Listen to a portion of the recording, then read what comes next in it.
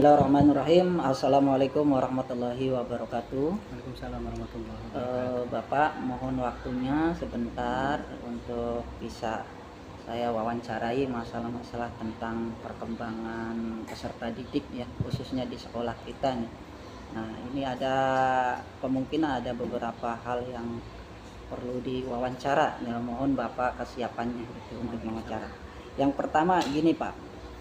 Menurut Bapak bagaimana motivasi belajar peserta didik di kelas khususnya untuk mata pelajaran pendidikan agama Islam di sekolah ini?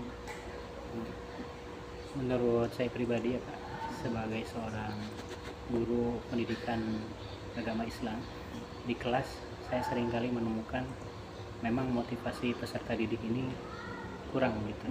Seperti tidak ada persiapan untuk mengikuti pelajaran, khususnya pelajaran pendidikan agama Islam. Jadi motivasinya masih rendah ya, masih rendah. Ada Terus, yang memang tinggi tetapi tidak terlalu banyak. Tapi ya kebanyakan kalau di presentasi itu hanya beberapa persen ya yang bisa mengikuti atau motivasinya bagus gitu. Nah, untuk faktor-faktor sendiri apa sih yang mempengaruhi motivasi belajar peserta didik itu rendah gitu? Kalau menurut saya faktor-faktor yang mempengaruhi motivasi belajar peserta didik itu rendah ada dua faktor ya Pak. Pertama faktor internal, yang kedua faktor eksternal. Faktor internal itu faktor yang ada dalam diri siswa itu sendiri. Motivasinya ya, belajar, kesadaran mereka ada tidak mengenai pentingnya belajar pendidikan agama Islam. Ya. Padahal pendidikan agama Islam ini adalah pendidikan yang pokok ya, penting, yang mesti tidak boleh tidak tahu. Anak harus tahu, terutama berkaitan dengan hal-hal yang mereka akan gunakan untuk ibadah sehari-hari. Itu faktor dari dalam diri, kesadarannya memahami PAI sebagai kebutuhan dirinya itu masih kurang. Itu faktor internal. Kemudian faktor eksternalnya buat saya pribadi, ketika dihadapkan dengan pelajaran pendidikan agama Islam ini sebenarnya luas. Bisa dari mungkin gurunya itu sendiri betul, karena saya merasa belum maksimal gitu. Mungkin saya butuh pendekatan atau metode-metode belajar yang bervariasi gitu, karena memang karakter peserta didik ini kan bermacam-macam, terutama mengenai gaya belajar. Kan ada yang visual, ada yang audio gitu. Itu dari segi guru. Dari segi sarana memang di kita sendiri di sini masih kekurangan alat-alat pendukung untuk pembelajaran pendidikan agama Islam. Media-media pembelajaran kurang lebih seperti itu. Iya. Nah, untuk selanjutnya Pak, hal apa saja sih yang sebaiknya dilakukan untuk meningkatkan motivasi belajar siswa ini? Peserta didik ya Pak ya. Peserta didik ini. Yang pertama memang kita harus terus-menerus secara kontinuitas memahamkan kepada anak urgensi pendidikan agama Islam. Kita tanamkan kesadaran dari mereka bahwa pendidikan agama Islam itu bukan hanya sekedar materi, tetapi lebih mengarah kepada tatanan praktik juga. Praktik ya, dalam kesehariannya. Masalah fikihnya, masalah ubudiyahnya, itu kan perlu diperhatikan. Motivasi. Kemudian dari segi gurunya juga memang tadi harus berusaha untuk mencari metode pendekatan yang tepat secara update, gimana caranya supaya anak itu tertarik dan semangat untuk mengikuti pelajaran pendidikan agama Islam. Nah, untuk selanjutnya nih Pak, untuk lebih dalam lagi ya, bagaimana pandangan Bapak mengenai literasi numerasi peserta didik nih dalam konteks zakat ini? Karena materi karena dianggapnya zakat ini kayaknya agak-agak sulit nih, karena ini berhubungan dengan numerasi, hitungan gitu. Bagaimana Pak itu? Memang untuk materi zakat ini seperti yang Bapak sebutkan tadi, ini literasi numerasi. Literasinya memahami konsep-konsep zakat itu sendiri, mulai daripada cara, rukun, dan hal-hal yang terkait dengan zakat. Dan yang literasi, yang numerasi tadi mungkin dari zakat yang penghitungannya Pak ya, dari matematikanya memang rendah pencapaian anak. Gitu.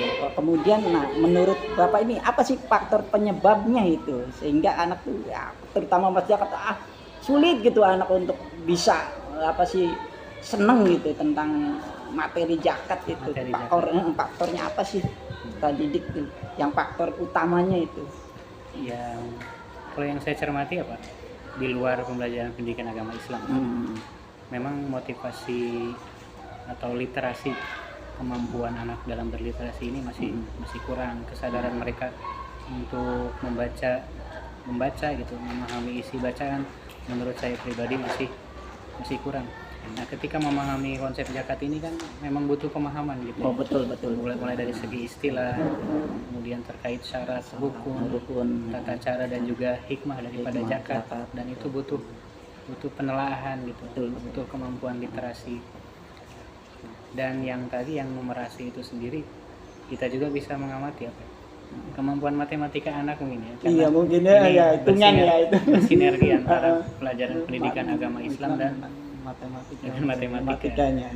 Kemampuan anak, misal saya ambil contoh penghitungan zakat profesi gitu. Zakat profesi itu ketika kita sampaikan kepada ke mereka materi zakat profesi mulai dari penghitungan pendapatan, kemudian dikurangi dengan pengeluaran, kalkulasi selama setahun, kemudian dikali persentase 2,5%. Kadang itu sudah menguras pikiran mereka. Sehingga betul. Ya, hanya sedikit sekali di antara mereka yang mampu menjawab secara benar gitu. Mungkin perlu sinergi juga dengan guru matematika ya. Gimana harus cara ada kolaborasi ya, pendekatan yang terbaik, bagaimana supaya anak bisa melakukan penghitungan matematika secara praktis. Ya.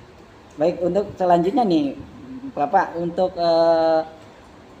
melakukan apa ya usaha yang harus dilakukan menurut Bapak apa ini untuk terkait masalah rendahnya gitu numerasi peserta didik terutama dalam zakat tersebut, apa yang kira-kira akan Bapak lakukan gitu untuk ini, untuk supaya anak tuh lebih gitu ke materi itu tuh, supaya satu sisi dengan apa sih dengan bangganya mereka tuh seneng banget ke zakat. Apa yang kira-kira mau langkah yang Bapak akan lakukan? Evaluasi buat saya juga ya Pak ya, terkait dengan apa yang sudah Bapak paparkan tadi. Mungkin langkah yang pertama saya akan lakukan adalah mengenali gaya belajar anak.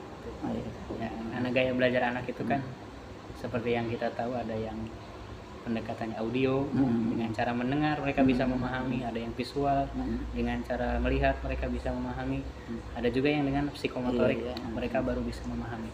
Mungkin perlu diagnosis dulu, kita mendiagnosis para peserta didik termasuk kemampuan literasi tadi, sehingga bisa mengukur sejauh mana ketidakmampuan mereka, dan ketidakmampuan itu yang mesti kita perbaiki.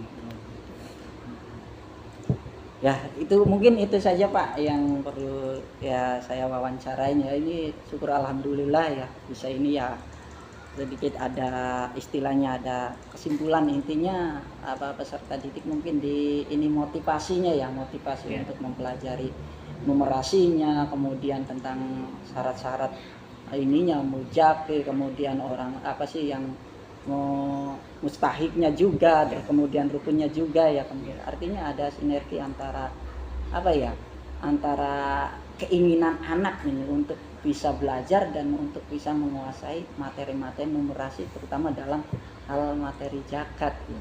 Terutama ini satu lagi, kita berusaha untuk mengaitkan dengan konteks kehidupan mereka sehari-hari ya, supaya lebih terasa benar-benar real gitu ya, supaya lebih dipahami. Ya, terima kasih Pak Eman ya yang sudah memberikan istilahnya jawaban-jawaban dalam wawancara ini. Mudah-mudahan ya, wawancara ini bermanfaat, bisa diaplikasikan nanti dalam keseharian pembelajaran ke anak. Terima kasih atas waktunya, saya ucapkan terima kasih banyak. Jazakallah khairan katsiran. Jazakallah. Sekian, terima kasih. Wassalamualaikum warahmatullahi wabarakatuh. Waalaikumsalam warahmatullahi wabarakatuh.